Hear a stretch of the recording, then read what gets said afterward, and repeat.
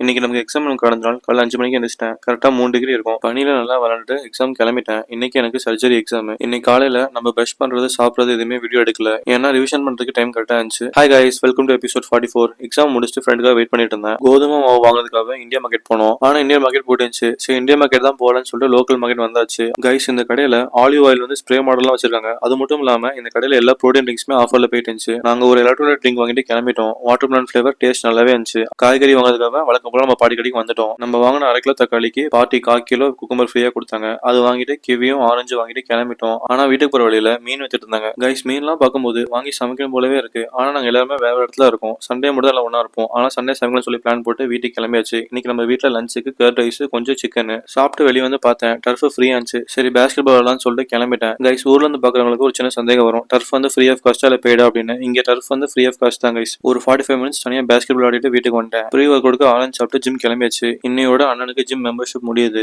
சரி, லாஸ்ட் டேனால ட்ரிபிள்சில போகாத ஜிம்க்கு போலாம்னு சொல்லி வந்துட்டேன். கைஸ், எனக்கு ஜிம் போதலையும் ஒரு சின்ன பிரச்சனை. கைஸ், நம்ம ஜிம் ப்ரோ வந்து ட்ரிபிள்சில அந்த கடைசி ஸ்டாப்ல இருக்காரு. நம்ம இந்த கடைசி ஸ்டாப்ல இருக்கோம். நான் அவரோட ஜிம்க்கு வரமாட்டேன்னு சொல்லிட்டேன். அவரும் நம்ம ஜிம்க்கு வரமாட்டேன்னு சொல்றாரு. இப்ப 2 பேருக்குமே எந்த ஸ்டாப் நடுவுல இருக்கோ அங்க ஜிம் போகணும். ஆனா அப்பயும் நமக்கு வீட்ல இருந்து 4 ஸ்டாப் தான். ப்ரோக்கு அங்க இருந்து 6 ஸ்டாப். சோ காம்படிஷன்ல நம்ம ஜெயிச்சிட்டோம்.